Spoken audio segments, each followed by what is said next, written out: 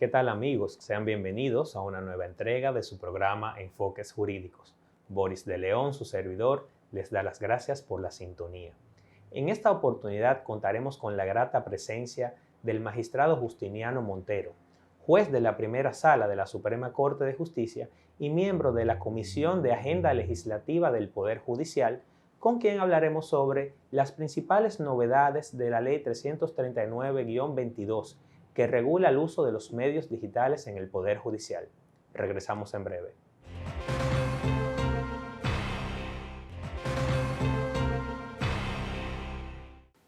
Bien amigos, estamos de vuelta en su programa Enfoques Jurídicos. Bienvenido, profesor Justiniano. Muchas gracias por aquí. Saludos, Boris, y un placer de verdad poder tener esta posibilidad de conversar con usted sobre un tema tan importante que convoca la realidad del país y sobre todo el mundo jurídico. Estamos a su disposición. Muy bien, profesor. Precisamente para nosotros es un placer contar con su presencia porque este tema estuvo en la palestra pública durante un buen tiempo a raíz de lo que pasó con la pandemia y es lo relativo al uso de los medios digitales en el Poder Judicial. Ya contamos con una nueva ley, la Ley 339-22, que regula estas tecnologías y cómo convergen en los procedimientos de la competencia del Poder Judicial. Y nos gustaría que usted nos explique brevemente qué fue lo que motivó esta iniciativa legislativa, que de hecho creo que es la primera vez en la historia que la Suprema Corte de Justicia hace uso de su facultad constitucional de someter al Congreso Nacional una iniciativa legislativa para tener una ley en aras de la mejor administración de justicia.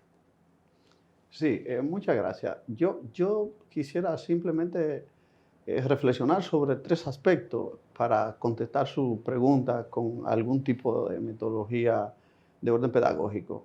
En primer término, la pandemia fue un acontecimiento que estremeció a la sociedad dominicana y al país y al mundo entero. Y no fuimos ajenos a un estado de emergencia que se decretó por disposición de las autoridades correspondientes. Y eso no fue ajeno al Poder Judicial porque es un órgano de servicio. Y en ocasión de esa situación, pues el Consejo del Poder Judicial sancionó un conjunto de resoluciones que concebía cómo iba a administrarse el servicio judicial a partir de esa realidad. Y precisamente en ese contexto hubo que establecer la visión de audiencias virtuales, del uso de la plataforma y de la firma digital. Lógicamente, como sucedió en todos los países, fue un punto de conflicto, de mucha tensión. Muchos lo avalaban como positivo, otros como negativo, pero la gran comunidad jurídica aprobó lo que se había hecho. Sin embargo, el Tribunal Constitucional, haciendo uso de sus facultades, procedió a declarar no conforme con la Constitución, inesequible, esas resoluciones que regulaban esa prestación del servicio.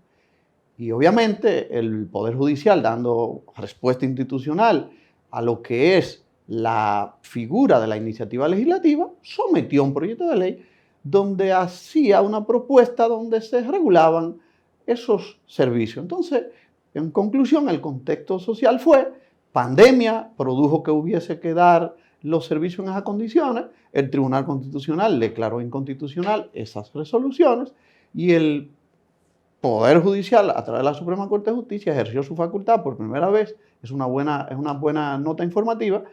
Y el Congreso entonces se abocó a conocer esa propuesta.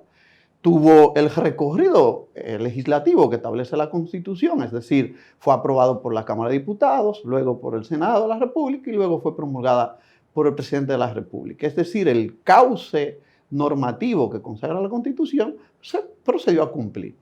Y ahí entonces tenemos esta normativa que regula cómo se debe implementar tanto el tema de las audiencias virtuales, de las firmas digitales y del uso de la plataforma digital. En conclusión, esos son los aspectos que contiene la ley. Desde el punto de vista, profesor, de los usuarios, ¿cuáles son, digamos, las ventajas que trae esta normativa? Sería importante informar si ahora todo va a tener que ser a través de la modalidad virtual o si es opcional, que fue un tema que también fue objeto en su momento de debate, para que la ciudadanía comprenda, bueno, ahora cuento con más herramientas de acceso o, bueno, determinados procesos voy a tener obligatoriamente que hacerlos bajo esta modalidad. El primer pilar es que la normativa consagra que en materia penal no hay audiencia virtual. Es decir, la materia penal está excluida de las audiencias virtuales. Las demás materias sí están incluidas, pero necesitan la anuencia de cada una de las partes. Es decir, tanto el solicitante que inicia el proceso, que es un demandante, o el demandado necesita que ambos expresen su voluntad en que han elegido la vía de las audiencias virtuales. E incluso me preguntaría usted ahí mismo, y si hay una controversia de que uno quiere virtual y otro quiere presencial, la ley resuelve esa controversia diciendo que prevalece lo presencial. A pesar que la misma ley en la parte de su estructura normativa permite que si se ha iniciado de manera virtual o si se ha iniciado de manera presencial, las partes en el camino pueden convenir y pasar al modelo virtual. Es decir, pueden mutar al modelo virtual en el curso del proceso. Estas nuevas tecnologías y estos procesos a través del uso de los medios digitales aplican o van a aplicar exclusivamente para los jueces en el conocimiento de las audiencias virtuales o también hay algunos procesos administrativos que van a ser prestados bajo la modalidad virtual. Mire, el contexto de la ley, como le señalé anteriormente, tiene tres herramientas que instituye, que es la audiencia virtual, que es la plataforma digital y es la firma digital. Entonces, obviamente que en este caso converge que la vía del uso de los medios digitales aplica tanto para los procesos judiciales como para los procesos administrativos. Administrativo quiere decir en este caso los procesos que se celebran en principio inaudita parte, es decir, que un solo gestiona y que son de naturaleza graciosa porque no son propiamente una contestación. Entonces, aplican para todos esos procesos. Y obviamente, la parte de los funcionarios que su objeto abarca es muy importante porque abarca a los jueces, abarca a los secretarios y hay otra parte de la ley que se extiende también a los denominados oficiales de la justicia, vale decir, los notarios públicos y los alguaciles. Pero ya eso tiene otra dimensión porque aunque puntualmente el alguacil es un colaborador, es una persona que trabaja en el tribunal o que participa de los actos del tribunal, como son los ministeriales ordinarios, no aparece que haya concebida la figura de la notificación de actos procesales digitales. Esa es una tensión que necesitamos bajar un poco en la comunidad jurídica. No concibe la ley que haya la posibilidad de notificación de actos procesales virtuales o digitales, porque la ley no gravita en esa materia. Lógico que sí están incluidos los oficiales de la justicia, porque es que la propia ley del notario deja ver que se inserte la figura del notario digital. Y por eso entonces quiso la ley incluir ese ámbito, pero no es que se está diciendo que el alguacil se va a convertir su oficio en una actividad digital. Muy bien. La ley contempla también la figura del buzón judicial digital y contempla un proceso de autenticación para los usuarios. ¿Usted podría decirnos en qué consiste esto? Esto quiere decir que, por ejemplo, una persona puede ir a suministrar su correo electrónico y cuando hace una determinada gestión y elegir recibir la documentación a través de la modalidad digital. Sí, perfecto. Quisiera hacer el señalamiento, Boris, de que la ley reserva una facultad reglamentaria a la Suprema Corte de Justicia. Y en el ejercicio de la facultad reglamentaria ya está concebido el reglamento para facilitar la aplicación de la ley, como es todo reglamento. Y exactamente en la parte del reglamento se hace un desarrollo más acabado de lo que es el uso del buzón digital. Y lógicamente que el buzón digital forma parte de la plataforma digital, es un producto de la plataforma digital. Y también la autenticación de los usuarios es también un producto que forma parte de la plataforma digital. A seguida, muy puntual, le tiendo a bien explicar. En este caso, el registro de los usuarios va a estar destinado a los abogados, va a estar destinado a los defensores públicos, al Ministerio Público, a todas las instituciones del ámbito societario, a los paralegales, y hay unas fórmulas de seguridad muy interesantes para que estas personas se autentiquen, que es llevando su rostro, una autenticación de seguridad por vía de la imagen. Eso ya lo desarrolla el reglamento. Y el otro aspecto es relativo al buzón digital. Es igualmente un producto de la plataforma digital. Y el buzón digital vendría conceptualmente siendo un repositorio comunicacional del Poder Judicial con los usuarios y de igual manera, en vía contraria, de los usuarios con el Poder Judicial. Ahí usted va a poder recibir sus notificaciones sin ningún tipo de inconveniente y recibir las informaciones correspondientes. Y para eso, usted va a disponer de un usuario como si fuese una cuenta bancaria. Exacto. Y ahí usted va a ver todas las actividades que tuvo su buzón digital que concibe este reglamento al amparo de la ley. Y allí entonces, una vez usted lo autorice, que es facultativo, se expone la estructura funcional de cómo va a ser ese buzón digital, que es facultativo. No es que van a salir a imponerle a cada usuario del servicio de justicia que tiene primero que registrarse y a la vez, después de registrarse, que tiene que habilitar un buzón digital. Ese es un producto que está concebido de esa manera. Pero sería interesante a su vez decirle que esto no viene de un acelerón, esto va a tener un proceso. Se va a salir a hacer un proceso de concientización, con tutoriales, con explicaciones, lo más explícita posible. Va a ser gradual. Y va a ser gradual, porque el artículo 19 de la ley dice que hay que aplicarlo con gradualidad y en función de la realidad de conexión tecnológica del país. Muy bien. Es decir, debe la comunidad jurídica, debe estar la sociedad en toda la tranquilidad de que la implementación de estos productos, de estas herramientas, no va a pasar igual que cuando pasó con la pandemia, porque ya no estamos en un estado de excepción. El país está en un estado de normalidad y el estado de excepción imponía el acelerón digital. Sí, lo imponía, pero ahora tiene que ser un ejercicio de madurez, un ejercicio de prudencia y un ejercicio de comedimiento de cara a las propias realidades que prevalecen en el país. Muy bien. Amigos, vamos a ir a una breve pausa comercial y enseguida regresamos con más sobre este interesantísimo tema.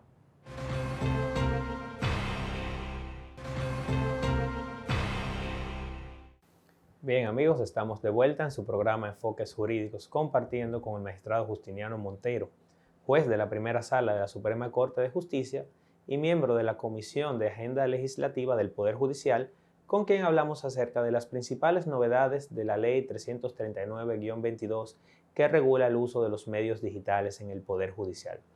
Profesor, en el segmento anterior puntualizaba que las audiencias virtuales están establecidas en la normativa con excepción de los procesos penales. Así es. Y que van a tener una aplicación condicionada a la voluntad de las partes, al consenso de las partes en el uso de la modalidad digital.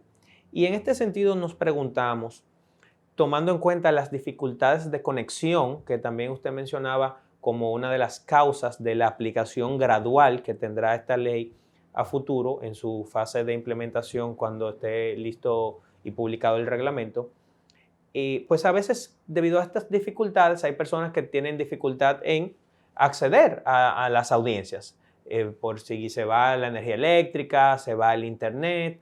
Entonces nos preguntamos cómo regula la ley la incomparecencia o la falta de comparecencia de un abogado que ya ha dado su consentimiento a conocer el proceso virtual, pero que acontece que no se presenta en la hora estipulada para la audiencia y se pronuncia la sanción procesal del defecto, por ejemplo. ¿Cómo regula la ley esa situación? ¿Se prevé algún plazo para ver cómo se maneja el tema? El artículo 14 de la ley, párrafo 4, reglamenta la figura del defecto virtual, pero asumiendo con mucho celo y mucha rigidez el principio de tutela judicial efectiva y de tutela judicial diferenciada, que es un rol oficioso donde el juez debe garantizar que esa persona que ha hecho defecto se le hayan salvaguardado todas las garantías habidas y por haber sin reserva alguna. Y en ese caso, esa persona que haya sido objeto de ese defecto virtual tiene la posibilidad de probarle al tribunal cualquiera de esas circunstancias, es decir, que tuvo un problema que afectó la energía eléctrica, que tuvo un problema con la conexión o que tuvo una interrupción digital. Y el tribunal, una vez antes de pasar a poner el expediente en estado de fallo o a seguir a la fase subsiguiente, debe reabrir los debates si esa parte ha probado que se produjo un evento que afectó la posibilidad de estar en esa audiencia. No obstante, repito que el tribunal debe salvaguardar todas las medidas posibles en el marco, insisto, de lo que es la tutela judicial efectiva y diferenciada para salvaguardar que esa parte esté ahí. E inclusive se le permite como facultad al tribunal convertir la audiencia que había tenido lugar por la vía virtual en presencial. Y puede mandar a llamar a esa persona por la vía telemática, puede mandar a citarla de manera convencional, es decir, con un acto procesal convencional de alguacil en la forma que concibe el Código de Procedimiento Civil. Es decir, me parece que uno de los aspectos que más se cuidó el diseño normativo fue lo relativo a producir un defecto en esta circunstancia, lo cual alinea la realidad socioinformática que vive el país, que no podemos negarla, que hay una cantidad de personas que tienen ciertos niveles de brecha digital importantes y no escapa de esa brecha digital importante la propia clase de los abogados. Indudablemente que no escapa a la clase de los abogados. Igualmente, para terminar el aspecto, una parte que se le ha hecho la oferta de la audiencia virtual, tiene para corroborar esa oferta de audiencia virtual desde el plazo normal para constituir abogado, como es la materia civil ordinaria, hasta el día de la audiencia. Es decir, que si todavía al día de la audiencia él no ha dado su anuencia para celebrar la audiencia virtual, no es posible que el juez pronuncie un defecto virtual, o mejor dicho, un defecto en ocasión de la celebración de la audiencia virtual. La ley es muy sigilosa, es muy exigente con ese aspecto de poder pronunciar el defecto en esas circunstancias. Muy bien, esto nos lleva a hacerle una pregunta que también llevará mucha claridad para la comunidad televidente, y es la relativa a si en alguna medida esta ley modifica los procesos ordinarios. ¿Hay alguna modificación derivada de esta ley respecto a los plazos procesales aplicables? Porque, como bien usted acaba de puntualizar, es muy importante cuidar el principio de la tutela judicial efectiva. La idea de esta normativa es facilitar el acceso, facilitar el aprovechamiento de la tecnología en el servicio judicial, pero esto no quiere decir que habrá una nueva o un cambio de reglas de juego en los procedimientos que puedan ser conocidos a través de estas herramientas. De manera expresa, la ley reglamenta que las actuaciones procesales que consigna el ordenamiento jurídico ordinario, es decir, el Código de Procedimiento Civil y leyes complementarias, no puede ser tocado bajo ninguna circunstancia. En esta ley no hay modificación de plazos, en esta ley no hay creación de instituciones procesales, es decir, los actos procesales que conforman la estructura judiciales siguen igual. Acto de emplazamiento, acto de constitución de abogado, acto de avenir, acto de fijación de audiencia, siguen igual. No hay bajo ninguna circunstancia la posibilidad de trastornar esas reglas. Y hay una razón válida para no incidir en esas situaciones. ¿Y cuál es la razón válida? La ley lo único que hace es que habilita el uso de los medios digitales para facilitar en eficiencia, para facilitar en efectividad y salvaguardar un nuevo orden institucional de servicio en lo que tiene que ver con los medios convencionales que están concebidos en el ordenamiento jurídico positivo vigente en la sociedad dominicana. No hay que temer para nada en esto con relación a que esta ley y sus reglamentos generen trastorno a lo que es la integridad del procedimiento y de los actos procesales. Nada, no toca nada de esos aspectos, sino que refrenda desde el contexto de la habilitación de esos medios el uso de tales medios. Es lo único. Profesor, ¿cómo se regula la firma digital, la firma electrónica en esta normativa? ¿Cuál será el uso que se le dará a esta herramienta? Yo, a mi juicio, Boris, esta parte de la ley es la que más abona a la eficiencia y efectividad del servicio judicial. Y en este caso, la ley concibe que los actos que normalmente hacemos en el escritorio presentándonos los papeles puedan ser validados con un mecanismo de seguridad muy eficiente y desde el escritorio el juez pueda firmar la sentencia y desde el escritorio la secretaría pueda certificar la sentencia. Y esto lleva a un código de barra que tiene las partes, toda la modalidad para certificar su validez, para certificar su seguridad, para certificar su garantía.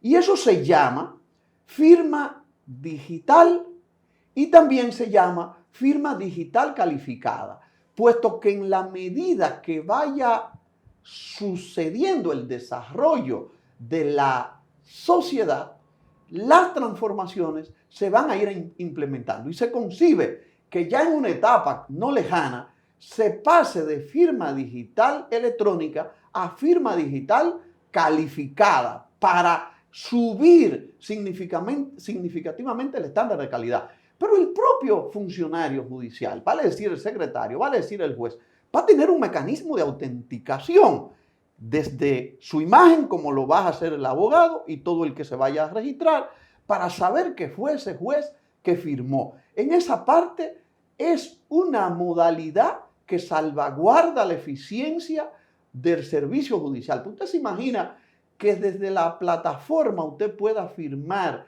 y abolir lo que es el histórico y antológico carrito que llevaba todos esos cargamentos de papeles.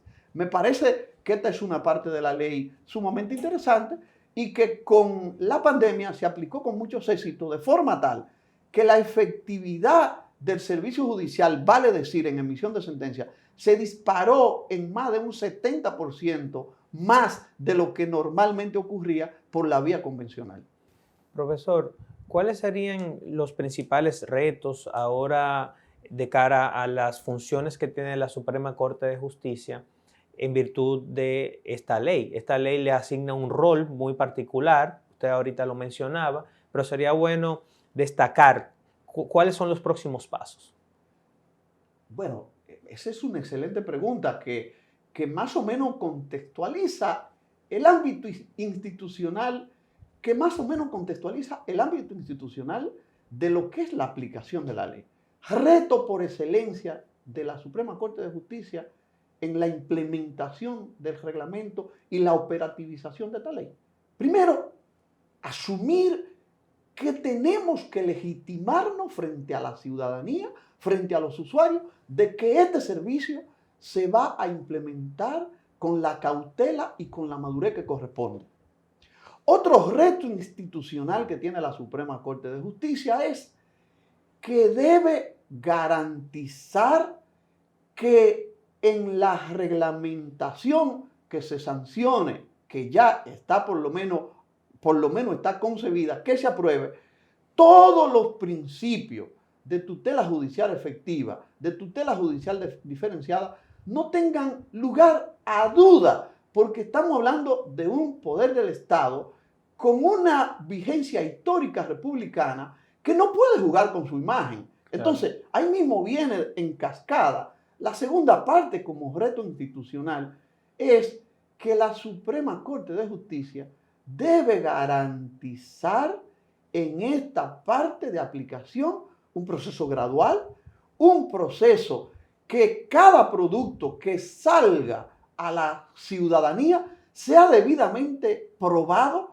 sea debidamente certificada su validez, primero desde dentro y luego sacarlo. Me explico. Una vez el proceso de la fijación de audiencia virtual ya esté completamente blindado, que no haya duda que su efectividad y su idoneidad no está en juego, que sea a partir de ese momento que la Suprema Corte de Justicia lo haga. Igualmente también lo de la plataforma digital. Para lo de la firma virtual, para la firma digital, yo creo que es un tema más cómodo porque ya trajimos una gran experiencia y ese es un tema únicamente interno, porque en los demás vincula lo interno con lo externo, pero el de la firma solamente vincula lo interno y me parece que en términos de implementación, puede ser más rápido, puede ser con menor tiempo de dilatación. Muy bien, muchísimas gracias, profesor. Un placer tenerlo acá en el programa. Y amigos, hasta una próxima entrega de su programa Enfoques Jurídicos.